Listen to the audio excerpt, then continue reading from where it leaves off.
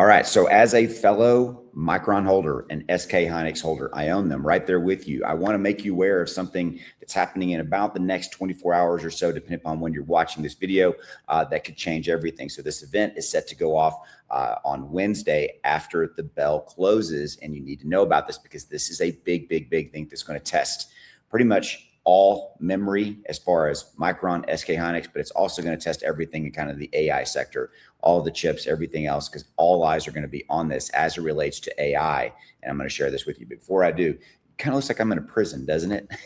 Well, I'm trying to find good places to record. I am actually in Vail. And so that's where I'm at. The last trip for myself and my family before we got to get back to school for my son. So all that kind of stuff. So let's get into this. So I apologize for any kind of audio or video issues. So let's talk about where we're at right now. Okay. So I'm going to share with you what this event here is just a minute. And I promise I'll get to this, and this is important. So stay till that. Okay. So we've got Micron up really nice, up 9.3%, up $81, back up to 946. I want to show you where we're at on the NASDAQ. The NASDAQ's up 285 and the Dow's up 260.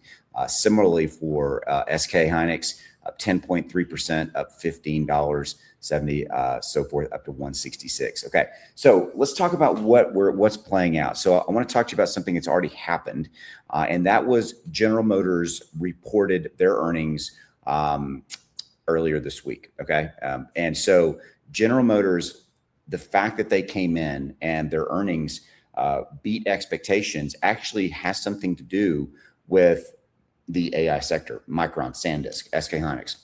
What it really came down to is the fact that there was some concern, albeit unwarranted, that General Motors might have some issues associated with higher pricing, associated with, quite frankly, maybe even some memory, the memory price for all the chips that go into their products, and eyes were looking at that. So the fact that their memory chip guidance and the fact that they have come out and said they are going to be layering in, even more of Micron's chips into their products, into their vehicles, all that is good stuff. But it's the guidance and it's the fact that General Motors did beat expectations that is essentially a good news scenario. Now, let's talk about kind of what we're seeing playing out in the overall AI memory space before I get to what I want to share with you, what we got to be looking at for what's becoming on Wednesday after the bell closes.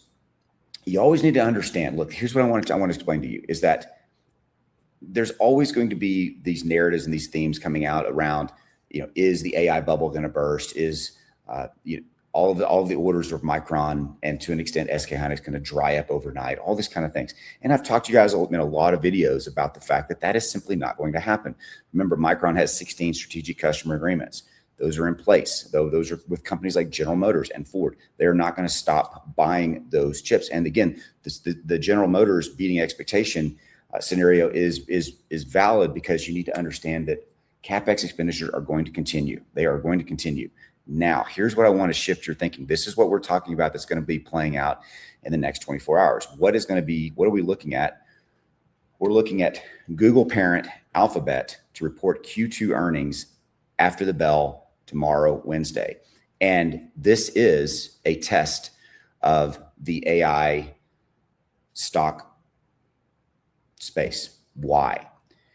It is simply this. It is the fact that if Alphabet comes out and says anything related to rising costs associated with expenditures, and those are going to start eroding margins, that's not good.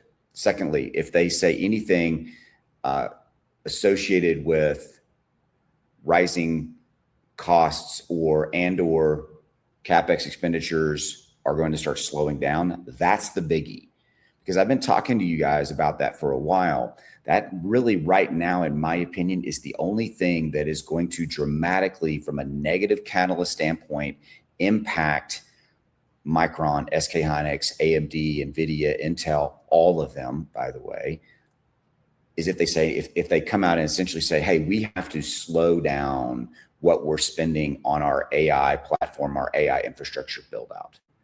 And if we hear that from Google, Microsoft, Meta, or Amazon, the four hyperscalers, that is a bad thing. Now, am I expecting that to happen? No, I am not. In fact, this article talks about the fact that, let me show you right here. Alphabet's Google, like its AI rivals, are under constant pressure to release ever more powerful AI models. Any delay could give a challenger the space it needs to outmaneuver the competition. Remember, Google has their Gemini, and they have delayed it.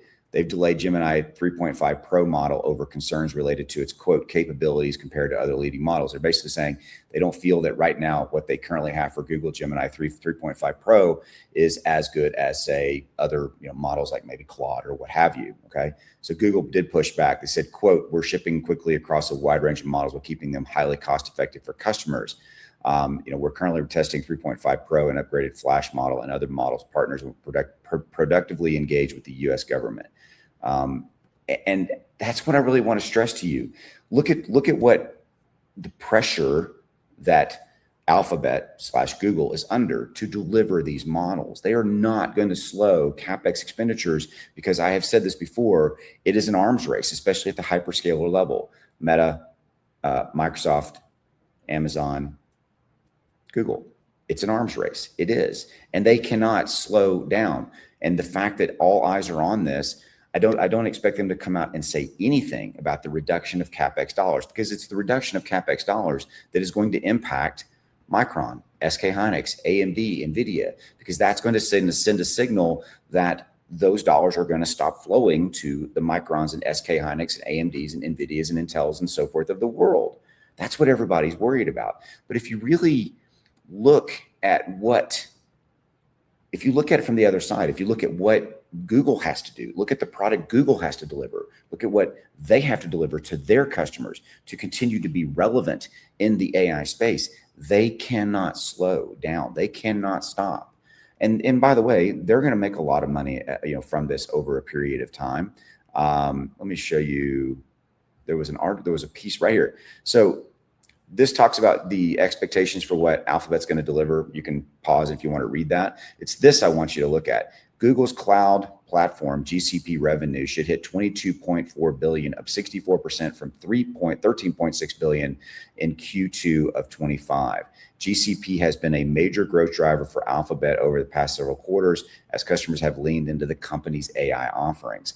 Again, they can't stop. Google, Alphabet, I always call them Google because Alphabet, you get my point. Alphabet can't stop. They simply can't.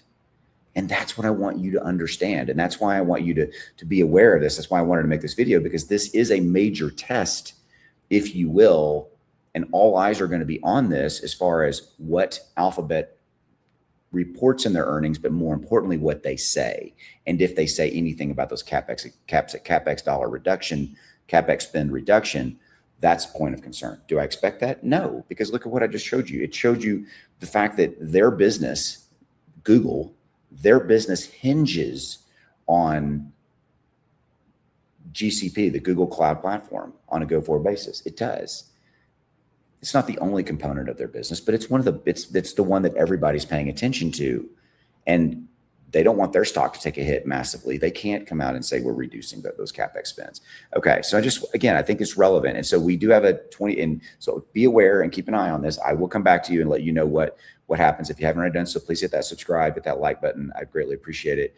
And everything, we'll just keep an eye on it for you. But again, we had a good day going right now. Micron's up 10% now, and SK Hynix is up 11%. Good day for all of us who are owning those stocks. Okay. Before I let you go, I want to give you an opportunity to make even more money trading stocks. Here's what it is. This is a really simple way to know when to buy and when to sell. The perfect time to buy and perfect time to sell Micron, SK Hynix, or by the way, AMD as an example. Any stock you want. This is what the software does. See this little green box? That's a buy alert. And see this red box, a circle, that's a sell alert. Now, there were other buy and sell alerts along the way, but you see in this blue box, 91 days, the software said buy here, sell, buy, sell, and then sell ultimately before Micron moved down. And a 250% move up. How would you like to have known the perfect time to buy and sell Micron as it went up and lock in that profit? So $1,000 if you started with $1,000 right here as an example, and use that same $1,000 to buy and sell over a period of time, it would have made you $250 and 49% return, that would have been $2,500 every single, for that 91 days you would have made off of that $1,000. Solely got your 1,000 back plus 2,500 bucks. What could you have done differently in the last 91 days with an additional 2,500 bucks in your trading account, in your bank account, in your pocket? And that's what I'm talking about. Okay. So AMD here's the same thing, kind of buy here, sell here, 105 days, 169%. Okay. So there's a link in the description below, and I'll also pin the link in the top pinned comments. The software is X1 Algo. It's my software. I paid $30,000+ to have this software built, created. So for my, for people like yourself to use it. And I'm asking you for about $1 a day. That's what it costs. There's a link down there. And the software is about $37 after the discount. There's a discount code down there. It's about $30. Okay. So that's about $1 a day for you to use the software. There's a 30-day right here. See it, 30-day, no questions asked, money back, refund, cancellation guarantee. You can cancel and instantly get a refund. So you have zero risk. And in the members area, there is live coaching every single week. And there's a private chat Discord community for all my members to be in there. Members helping each other out, giving them, hey, you need to go buy that stock or that crypto or whatever it is. By the way, you can use the software for trading crypto as well. Okay, so it works. Got like 1,500+ users using the software for everything from teenagers to grandmas and grandpas. I'm serious. I got an 87-year-old grandma who uses this to trade stocks, and she also trades crypto, by the way. So links are right down there if you want to go check it out. Look, take it for a testament. You have zero risk because, again, you have that 30-day, refund guarantee, if you will, right? So you can try it. If you don't like it for any reason, you don't like the font in the software, then fine, cancel. We don't care.